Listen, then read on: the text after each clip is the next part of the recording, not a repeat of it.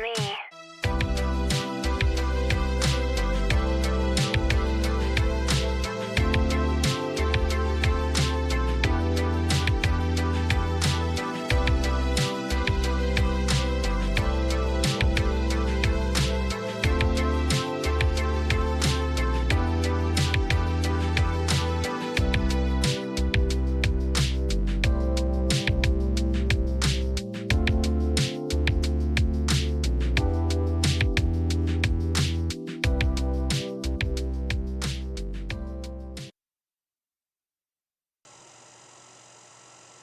What's going on, everybody? This is your food delivery junkie coming at you again with another video, all the way from Killeen, Texas. And today I'm going to do my story part two. And the name of that title is Man, You Need to Get Out These Streets. So I'm beginning with this story with I'm from Savannah, Georgia, by way of Harlem, New York. And what I mean by that is that I was born in Harlem, New York, but I claim Savannah, Georgia because from 5 years on back, I don't remember anything. All I remember is one day waking up in this house, in this bed in Savannah, Georgia. I was like 4.5, maybe 5 years old. So I don't remember anything from 5 years old back. Nothing. So my life in my mind started in Savannah, Georgia. So that's why I claim Savannah, Georgia. Okay. Now, I grew up on 48th Street and 40th Street, 625 West 48th and 616 West 40th. The house that I found myself in, the person who I thought for a long time was my mother, was actually my foster mother. But I'm not going to get too big into all of that. And on 616 West 40th, that's where her sister stayed. My foster's mother's name was Margaret Stewart. Her sister's name was Nancy Walker. So Margaret Stewart on 48th Street, Nancy Walker on 40th. That's where I grew up in those two areas. And like I said before, just one day I woke up in this house and this is where I was at. I have no memory of the time before that. Okay, but that's why I claim Savannah, Georgia, as my place of residence or place where I'm from. Um, but in this story today, it's going to be about man, you need to get off these streets. Now, the neighborhoods that I grew up in back then were nice neighborhoods. They were real nice neighborhoods. You know, you had doctors, lawyers, school teachers, ministers, whatever. You had all that in your neighborhood. You know, and you really didn't have to leave your neighborhood because everything was there. So I grew up in a pretty good, nice neighborhood. Now, down the road, a lot of that changed. And I will tell you right now, I wasn't the solution to the problems that came up. I was part of the problem. So I'm taking responsibility for that right now. But growing up, they were pretty nice neighborhoods.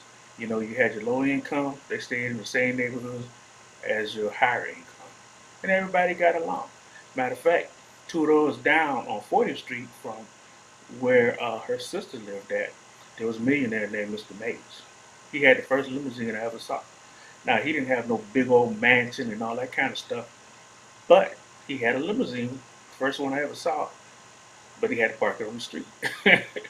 But first limousine I ever saw, and he was a millionaire called Mr. Mays. Those of you from Savannah, you know about, I can't remember his name right now, but the Waving Girl, the boat, the Waving Girl, and it's another, I think it's another boat, I forgot the name of it. He was the owner of those two boats. I can't remember his name right now, but one of them was Waving Girl. And you can still see the Waving Girl. Matter of fact, you can still see both of his boats still out there docked up on the river street, but they belong to somebody else now. But those people were folks that lived in my neighborhoods. And that's why I say the neighborhoods were pretty nice back then. As time went by, a lot of that changed. Okay.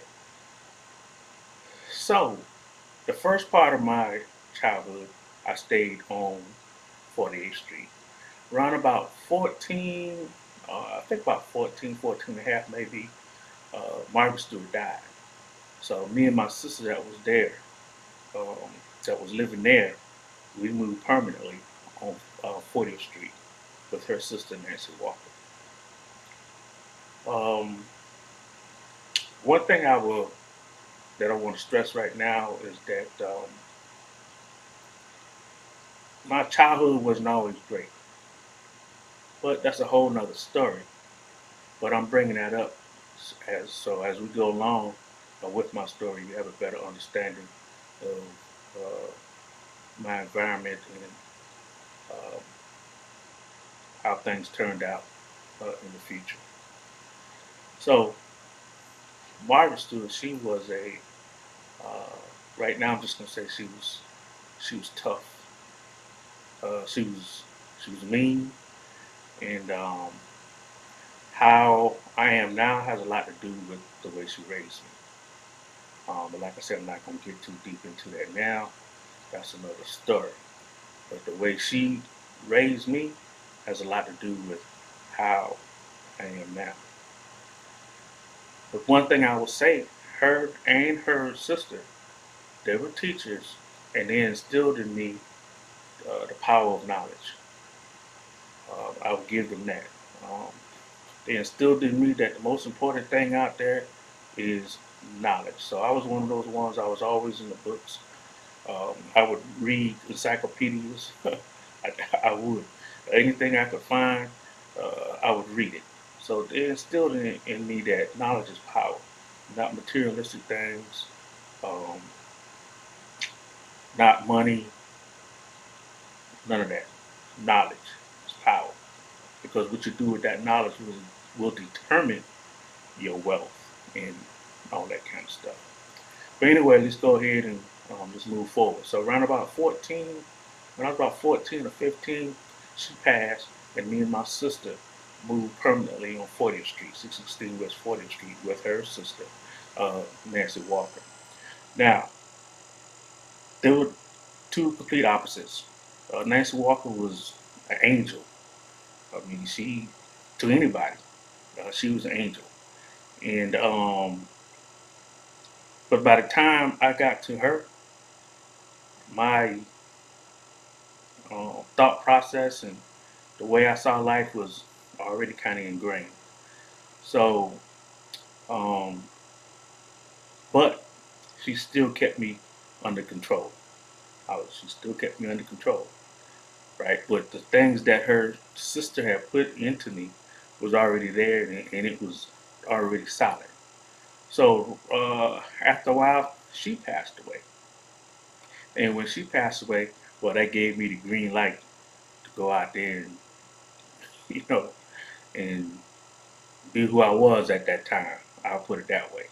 When she passed away, so the person that was kind of keeping me at bay, she passed away, and that just let the demon out. I'll just put it like that. So she passed away. A lot of the older generation in the neighborhood passed away, and around about the same time that the older generation was passing away out of these neighborhoods, crack was starting up. So we're talking about uh, for us in Savannah, we're talking about starting probably around the early '80s, all the way through to um, the early '90s when it was really, really strong when it was coming in. So the neighborhood started changing because all the older folks was dying out, and the newer folks was coming in, and you know uh, the jobs were leaving because all the entrepreneurs at that time were older, and they started dying out. Their kids and relatives, they didn't keep their businesses and all that kind of stuff going. So all those businesses and everything that we had in neighborhoods was going away and or gone. And at the same time, while this was happening, that's when the drugs and all that kind of stuff start coming into or flooding the neighborhood. So when that started happening, I was looking at it like, okay, well, this is an opportunity for me to do something else. I was looking at it. Okay, I need to survive. Uh, but later on in life, as I look at it, it really wasn't about survival, because I was going to survive anyway.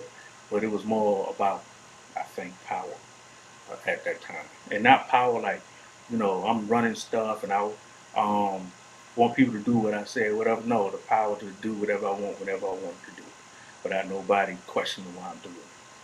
That's I think that was more about what it was than survival. So anyway, I became one of them street dudes.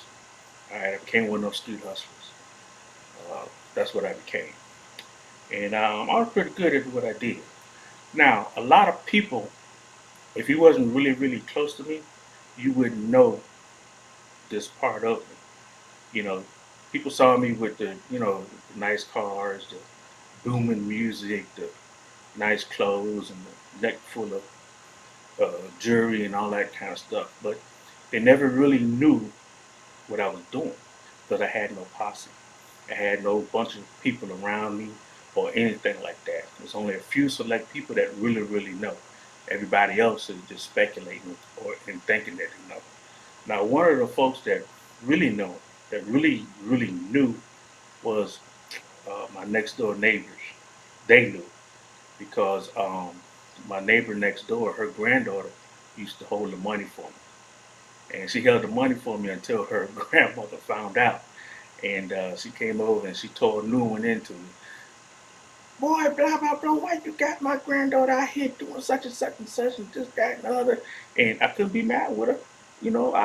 I grew up around there. She saw me grow up, and I saw her grandkids grow up. So, it really was like family, and that's how I was looking at it. So I don't know how she got caught. I don't know whether she told her grandmama was flogging the money or whatever. But that didn't last too long with her. So they knew for a fact what was going on. The other person who I was dealing with, they knew. I'm not gonna call no names or anything like that, but they knew exactly what I was doing. So there's very few people that really know. Um, so anyway, our neighborhood went from a nice neighborhood to you know drug infested, and like I said earlier, you know I was part of the problem. I wasn't part of the solution. So after a while, I guess my name started getting out there. But like I said, it was very low key. But it was out there enough where law enforcement was start to um, start tracking me. And how I realized this was that one day me and my sister got into an argument. I had some money in the house, and I thought she stole the money. And but it was another partner with me. He was at the house, and I really didn't think he stole it. But as I think back later on, there was some times when he wasn't right next to me. So um, later on, I thought, well, he probably was the one. But anyway, me and my sister got into it, and everybody in the neighborhood already knew how I was. So someone called the police before it escalated. But when the police came to my house, it wasn't the regular patrol guys. It was trap. Now, so all of you from Savannah, from back in the day, you know what I'm talking about when I say it was trap. All the police that came to my house was trap. It wasn't the regular patrol. It wasn't even regular patrol outside. So, if trap is coming to your house, they coming to see what's going on. They coming to see what you got. And 9 times out of 10, you might leave out of there in handcuffs. But I never was one to do anything uh, where I slept at per se. So I never really had anything on me, no money, no drugs, no none of that on me. So and then by the time that they got to the house, my sister was across the street, so everything had to calm down. So they really had no reason to search because no one got hit. I didn't disrespect them because I already knew uh, what they had in mind. So, I just kept my cool. And so the only thing they could do was ask a couple of questions and go on about their business. So that's when I kind of figured out. I said, hey, these guys are looking at me. And then, I had other people that I knew. They kind of came and told me too, hey, you need to watch out, blah, blah, blah. They're looking at you. But it really didn't stop me from doing what I was doing because, like I said, it wasn't a whole lot of people in my circle. So they can ask anybody if they want. They wasn't going to get a whole lot of information. They would get a little bit, but not a whole lot. And I grew up in this neighborhood, so everybody in the neighborhood grew. I mean, watched me grew up. The older generation, the newer generation, and pretty much that block was like family. Everybody knew each other, so I think that would kind of help me out a lot too. You know, I was, you know, like family to these folks. But anyway, the drug infestation got worse and worse. And next thing we was having a lot of shootings. People was getting killed and all this kind of stuff in the neighborhood. Matter of fact, one of my good friends, they was shot in the head and killed right in front of me. Used to stay on the corner right up there on 40th and what's that 40th and Burroughs? I think that's 40th and Burroughs, right on the corner. That's it, where she was shot and killed right there in front of her house. And so we had stuff like that going on. You know, the people that I did know, some of the friends that I did know, they were shot and killed and all this kind of stuff. I've been shot myself and cut. You so that's what the neighborhood had turned into, or the neighborhood itself, not necessarily my block, but the neighborhood. My block was when I was there. Block was pretty cool. Matter of fact, um, some of the neighbors they had issues with different folks around there. They came and got me, and I squared that little thing away. Squared that away whenever they came and said, "Hey, this is what's going on. Blah blah blah. Can you handle it?" And I would square that away. Now, anybody who I was dating or seeing at the time, I didn't bring them into uh, uh, what I was doing at the time. They really didn't know nothing about it. They probably had an inkling, but they really didn't know. But I always kept a job too. So they really didn't know, you know, what I was doing. And I didn't need for them to know because if anything had happened or anything like that, I was going to be the only one going to jail or going to prison. All right, not them. That was number one. Uh, Number two, I wasn't trying to provide that lavish lifestyle to them. I was selfish too. So I wasn't trying to provide that lavish lifestyle. So they wasn't getting none of that. So, if they had their own apartment or their own house or whatever, I would stay with them. I wouldn't pay no bills, no nothing. But I have my own houses, so it make no difference to me. If you want to put me out, okay, I'm out. But I wasn't going to provide that lavish lifestyle. I didn't bring them around it because if anybody was going to get in trouble, it was just going to be me.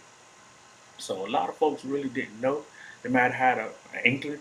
Matter of fact, that might be why some of them, tried to get with me. But once they got with me, nah, I wasn't doing none of that. I was putting this money away. I was holding on to it.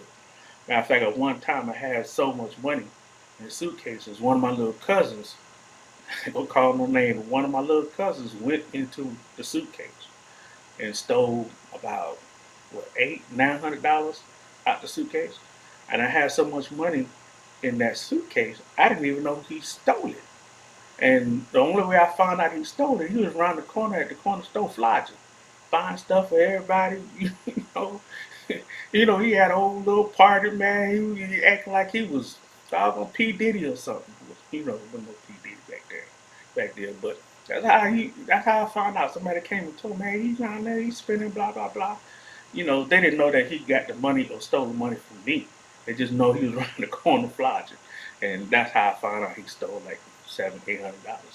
I didn't even miss it. So if he didn't go around there flogging and all that kind of stuff, hell, I wouldn't have even have known he got it. Okay. But like I said, everybody wasn't in my business. Everybody didn't know it. And I ain't never showed a lot of money around nobody. Never did. So people really didn't know for sure. Okay. Now, like I told you before, the neighborhood started getting dangerous. Matter of fact, the the friend that got shot, that was my first dead body that I saw. My first dead body that I saw was over to my mom's house. Once I learned who my real mom was, I tried to, form a relationship with her. You know, so because when I finally met her, it was like, um, had never, I didn't have no memory of her or anything like that. Like I told you, when I woke up in that house from 5 years on back, I have no memory. But I used to live with her and my grandmother, her mother, but I had no memory of none of that. All right, so I caught myself trying to form a bond with her. So, but anyway, I went to her house, and while I was at her house, there was shooting outside, and a dude was got shot, and he was running up the street. So, you know, I'm being nosy. I shouldn't even have went out there, because I could have got shot myself. But me being nosy and whatever, I went out there, and I saw him running up the street to the corner, and up on the corner is a club. So I went up to the club to see what was going on, and that's where he, fell out, laid out dead. 3 rounds in his back. Um, so I checked him out, but I didn't want to touch him or anything like that. I didn't want no fingerprints on him or anything like that. He had a black leather jacket on, but you could see where the bullets had penetrated. Whoever shot him, they shot him with some serious rounds, but he was in the parking lot of the club. So I checked him out, saw that life was gone, and I went on about my business. Not that I didn't care, but during that time, you ain't had cell phones and all that kind of stuff. Call 911. Folks was coming out the club, so somebody there was gonna put that call in, and I didn't want to be nowhere nowhere around that body. Period. So I rolled on and got up out of there. Nah, so such and such. Nah, I ain't saw nothing. I ain't no wit. Nope, nope. And like I said, I ain't even touched the body. And went on about my business. So, my friend that got shot, that wasn't the first body that I saw, and it wasn't the last. I've seen plenty more since then. Um, So once I found out that, hey, they're looking at me and stuff, I kind of changed up what I was doing. So I would go out and I would check vehicles. If it was a vehicle that I wasn't familiar with, that I never saw before, I would go down there and check that vehicle out. One particular morning, it was a red van down there with dark tinted windows. I already knew it was a trap vehicle, but I went down there anyway because I wanted to let them know I know this is a trap vehicle. And about 5 or 10 minutes after I went back up the block, it left. So, but that's what I would do. I would go and check out vehicles that I didn't recognize. God made it a point. And empty houses or anything like that, the different alleys and lanes and stuff like that, I would go check those out. I would go look and see, anybody, you know, got cameras anywhere or waiting anywhere. I would check out all the places in the block where people could hide because we had alleys and lanes in our neighborhood. The lanes ran uh, east west, the alleys ran north south. So not only did I knew all the lanes and all that kind of stuff, I also had to familiarize myself if I had to get away, which direction I was going. And the majority of those houses back then they were built up off the ground. There wasn't no foundation or anything like that, so you could go roll up under them houses. Matter of fact, you can start from one end of the block and go down to the other end of the block, almost just up underneath the houses, because the majority of them was built up. Not all of them, but the majority of them was built up off the ground. So I used to check all that out. And also too, I had another spot out on the south side, and that's where I started um, kind of uh, hanging out at. Not hanging out at, but that was like my when I wanted to go get rest, whatever. And didn't want anybody to know where I was at. I had that spot on the south side. So what I would do is I would leave the car that everybody knew. I would leave that in front of the house on 40th. And people thinking I'm in the house, but no, I would catch the bus or have another car or whatever, and I would take that to my place out on the south side. And no one, nobody knew about that place on the south side. And like I said, I would leave my car in front of the door on 40th. Same car everybody would see me driving around in all day, blasting music and all that kind of stuff. That'd be in front of 40th, but I'll be gone. Or also, like late at night, um, I would be down the street and dark because we didn't have street lights back then. We might have started having street lights, but in some areas of the block, it wasn't lit up. And I would be sitting down there somewhere and watch the cops go and shine the light and whatever on my house. They didn't see me, but I saw them. So, uh, I was do so along with that, along with not putting everybody in my business and not having a posse and all that kind of stuff. Um, that kind of kept me um, safe for a while. What with all things, you know, things come to an end. Um, I was walking down, or I was riding a bike down the street, and during that time, we used to wear pants, one leg up and one leg down. And so, in the leg that I had rolled up, I broke one of my rules that day too. I had a wad full of money in rubber bands uh, in the fold or the roll of the pants leg that was rolled up, and had my beeper on me. And as I was um, riding the bike down the street, a swarm of vehicles came up on me from all directions. A swarm. I mean, one of the vehicles, it was dirty and dusty and had parking tickets on it. So, it kind of threw me off. But that was trap rolling up on me. And they searched me, but when they searched me, they missed that roll in the roll of my doggone pants. They got the beeper, they took the battery out, and handed me the beeper and threw the batteries somewhere. I don't know where the hell they threw it, but they missed it. So that was one time.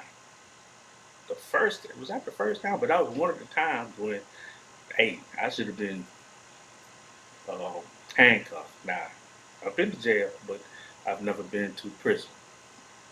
But I should have been handcuffed that day because with the way they swung up on me, that told me that somebody came through and I did something with them, and they was waiting, but they couldn't find anything on me. So that was one time. Another time, I was standing outside the house and I did have stuff on me. Broke my doggone rule again, but it was so early in the morning. I really didn't think nothing was going to happen. Blah blah blah. And I had just got back on that side of town. A patrol cop was down the street and I saw him. And when he saw me, when we locked eyes, he came speeding up the street. So I already know that if you run when they roll up on, they're gonna doggone they coming after you. And 9 times out of 10, they already got what you call it. I can't think of the name, but it's other people around that's gonna join in. So and I already knew that, so I just stood there. And when he rolled up, I noticed on his finger that he had a Masonic ring on. So two ball cane, uh, the light square. So for all of y'all who know what I'm talking about, you know what I mean when I say those words. Um, um, so I had point that out to him, and that kind of, and like I said, I didn't run and I didn't look nervous or anything like that. So it kind of put him at ease. And I said, "Hey man, look here, man. Hey, I'll be right back. Hold on." So I went in the house real quick and took all that stuff off me, and I came back out with a picture of um, a Mason, uniform and all that, blah blah blah, and let him know, say, hey, let him know we both the same, and that chilled everything out. You know, had a little conversation, and he left. There again, that was that definitely would have been prison time, but I have to say the Lord or something uh, was looking out for me. I should have been either dead right now or in prison. I've seen a lot of the folks that I knew, you know, um, they're dead or they're in prison, or they died in prison. Um, they used to have the sweeps and all that kind of stuff, and for some reason, um, I didn't get caught up in those sweeps. But I think one of the main reasons why I didn't get caught up in those sweeps is that a whole lot of people couldn't give no information on me. Like I said, I had no posse. I had no whole bunch of people uh, running around me. Now, I had the nice cars, I had the music and all that kind of stuff, but I wasn't a club person. You didn't see me out and about all the time. You know, if you saw me, I'm hustling, or whoever I'm dating at the time, we together or whatever. But and I never was a club person. I wasn't big on any of that. I wasn't big on having a whole bunch of people around me. I wasn't big on having parties or none of that.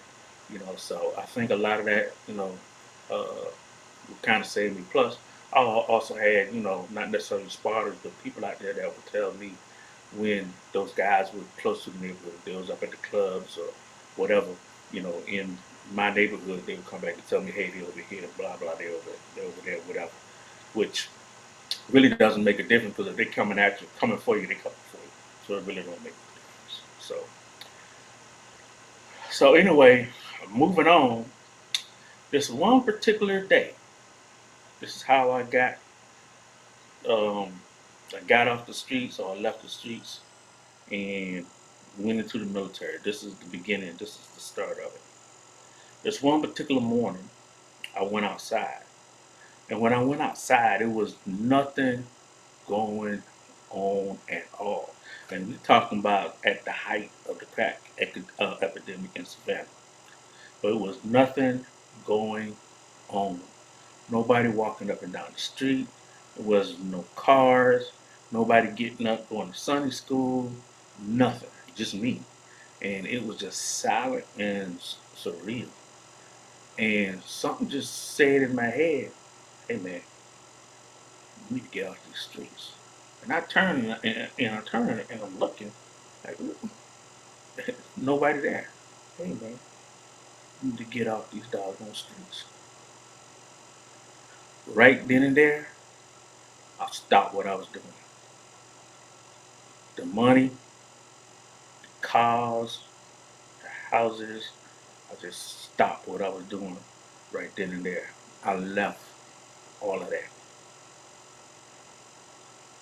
When I say I left all of that, I mean I left all of that. I don't know what happened to the money. I don't know what happened to the cars. I know what happened with one of the houses, but the other houses that people didn't know about, I don't even know what happened to them. I stopped cold turkey.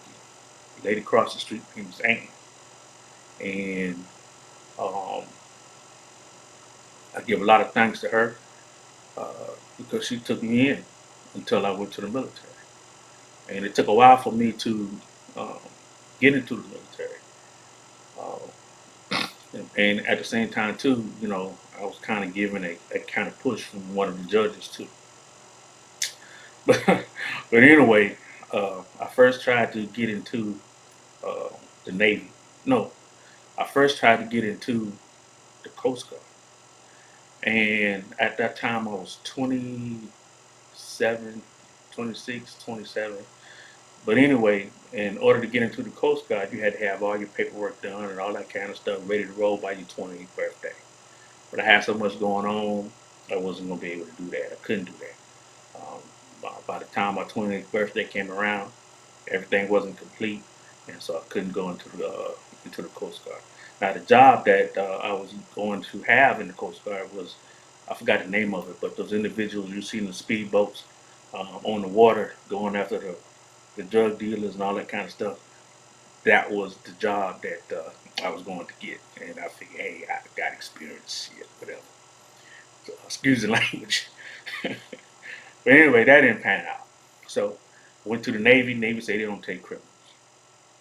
So went to the Army. The Army wasn't as strict at this time. So I didn't have any felonies or anything like that, any major felonies uh, during that at that time. So they started recruiting me. Now the recruiter at that time, Hispanic guy, I can't remember his name, but this dude was cool people. He was on point. One day he made the mistake of coming in the neighborhood in a candy apple red Camaro and in civilian clothes. So like I told you before, we got lanes and alleys on 40th Street. So he had his back to one of the alleys, and a couple of my partners was coming up, and they was about to ring his bell, and I had to let him know how he do. So to this day, I don't know if he knew how close he came to getting his head wrong, but after that day, he never came back, as a civilian. He was in full uniform and in the government vehicle. So maybe he had an idea. I don't know. Maybe he saw my little signal, whatever. But after that day, nah, he came in uniform and his government vehicle. So I finally got to the point where um, I had finally got to MEPS. And when I got to MEPS, the recruiter that hands out the jobs or whatever, guess where he was from? He was from Savannah. I didn't look at it like, okay, dang, is this the path I'm supposed to be taking? I didn't look at it like that. then. But he was from Savannah. And that's when I doggone learned that they do a second um, background check on you. And when they did the second background check, they uh, found a warrant. So I had to go back and take care of that warrant. And that took another year and a half or so for me to get that taken care of. Finally, when I got it taken care of, I went back. Guess who's still there? That same recruiter from Savannah. There again, I ain't look at it like, okay, well, hell, maybe this is the step I'm supposed to. I ain't look at it like that at all. Cause I just know I'm focused. I'm ready to get up out of here. I'm going on the first thing smoking. And what he told me was that man, I'm glad to see that you came back, man, because your advance was, I mean, it was on point and all that, and this is a job of the future. And like I told you earlier, yeah, I was out there doing the stuff I was doing, and yeah, I was raised a particular way, but the education always came first. So even while I was out there doing crazy shit, even in high school, I was on honor roll, you know, because school was like my school and books were like my comfort zone at the time, from things that was happening back home, So school, um, the books, couple of teachers like Miss Morgan, Miss Hooker. If they see this, hey, shouts out to them, Miss Morgan and Miss Hooker. And there was another one, the English teacher that stayed out in Cloverdale. I can't remember her name right now, but they didn't know it then, and I didn't know it then, but they kept me grounded on the educational side of the house, you know. So they kept me grounded. And I guess I was used to being around them and that type of stuff because, like I said, Margaret Stewart and Nancy Walker, both of them were school teachers. So that's the type of environment that I came up in. All right, that was the positive part of the environment that I came up in. Okay, so he said your ass rap is on point, blah blah blah. This is the job of the future. And he said it was a communications job. And as far as I knew, communications, from out the movie, you see the guy on the radio. Oh, this is Bravo 237, blah blah blah. We have position such and such and such. That's who I thought. That's what I thought was communications, right? But I listened to what he had to say because I was focused. Now I'm ready to get up out of here. I'm 30 years old now. I'm ready to focus. I'm ready. I'm ready to go. I had to stop that life for a couple of years now.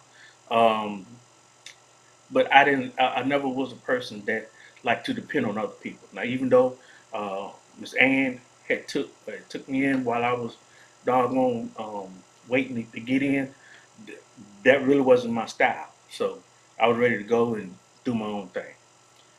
So he said, "This is the job of the future and this communication." So I took his word, and I got the MOS 31 Fox, which is one of the job descriptions in the Army, 31 Fox Communications. And basically, it was like back then and then when you had your landlines, AT&T, that type of stuff. Basically, it was the same thing, but on a military level. That's what I was doing on a military level out there, during combat and that type of stuff, providing communications to the folks out there that needed communications. So um, we, especially for a drum, we supported all combat units. So we had to learn and do everything they did. And on top of that, we fell up on the 18th Airborne Corps. So the standards that 18th Airborne Corps had, we had to have those same standards. So but anyway, I was glad Fort Drum was my first duty station because every duty station that was a piece of cake. Cool. Uh, Fort Drum. Um, Now, when I got to Fort Drum, like I said, it was my first duty station. Well, let's back up a little bit. Um, so once I got through MEP, got all my paperwork and all that kind of stuff, I went straight from MEPS straight to basic training. There wasn't no going back home and none of that. I went straight to basic training. And when we got to Fort Jackson, Um, them drill songs came on there, and I'm like, man, what the hell I got myself into? Because I wasn't even thinking about none of that. I'm just ready to go, you know. But like I said, I stayed focused and whatever. So I got through basic, got through my AIT, and then got to Fort Drum. Now, when I got to Fort Drum, like I said, I was focused and all this kind of stuff, but I was still rough around the edges. I'm still rough around the edges now. I just have learned how to control it um, as best I can. but I was still kind of rough around the edges, and I was 30 years old, and your NCOs or your sergeants at the time, some of them was as young as 22, 23, and I didn't have no problem taking orders or following orders or doing tasks and all that kind of stuff. I didn't have no problem with that. Problem I had was that he got this young cat, 22, 23, just talking to me in all kind of way because they got the rank and I'm a private. Nah, I wasn't having that. So, because I never was that type of person. You ain't gonna come at me like that. And now you 22, 23. Now you can learn from the younger folks and all that kind of stuff. You can learn from anybody. But you wasn't gonna talk to me any old kind of way. But I have to give thanks to Sergeant Novell, who was my team chief. Matter of fact, I called him 2 or 3 years back and told him if it wasn't for him, I probably wouldn't have made it. But folks like him, Sergeant Jesse, um, there's a couple other people. He made something major too. I can't think of his name right now, but he was a specialist at the time too. And Craig Fisher, Craig and Son Fisher, and a few other people. If I can't remember everybody's name right now, I apologize. Don't beat me up or whatever. But Sergeant Novell, he saw the diamond in the rough and he took me up on his wing. Now Sergeant, I was older than him, maybe not by much, I don't think, but he had a old man's wisdom about him. So, but anyway, he took me up under his wing. He saw the diamond in the rough, and he helped me get through that period. You know, so I give him big thanks on that, as well as the other NCOs and specialists at the time uh, who was there at the time. He helped me get through that. So, in a nutshell, I had to get off those streets. I got off those streets. When I went into the military, I had nothing. Nothing. Period. I started over with nothing. And I say that to say that there are going to be times when life seems hard and life seems rough and all that kind of stuff. But sometimes you have to use that as strength to get yourself back up. You have to use that as strength to get yourself back up. I hear people all the time talking about the Lord don't give you no more than what you can handle. And I said, bull crap. Not saying that I don't believe in the Lord, but I believe a lot of what you're dealing with and a lot of what you got to handle is on you. So don't use that excuse. You get out there and do what you have to do. You're not going to always be successful in what you do, but that's a success in itself because it will teach you what you need to do to get better the next time for you to succeed. So I joined the military June, what was it, June 5th, 1993, and I retired November 11th, September 11th, November 11th. I mean, not November 11th, September 11th. I retired September 11th, 2016, 23 years. So a lot of times it's not about putting blame on others. It's about taking responsibility yourself and doing what you have to do to make changes in your life. That's what I did. And if I can do that, you can do it. And I'm not saying, you're going to be a multimillionaire or anything like that. Because success really is not about money, materialistic things. It's not about that. Success is about how you feel about yourself at the end of the day. Is this what you really want to do? Because a successful career, plenty of money, is not always success. Yeah, you made it. But success is when you're at the point when everything is good to go, nothing really matters, you ain't got to get out and do this and do that. That's success. Whatever makes you feel happy. So if a little small house by the river makes you happy, that's success.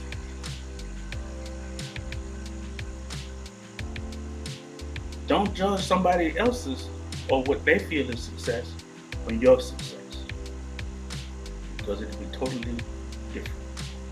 So with that, I'm gonna stop this video right here, and I'm gonna do another one later on my journey. And until then, this is your food delivery junkie Stu. I'm signing off. Until next time, peace.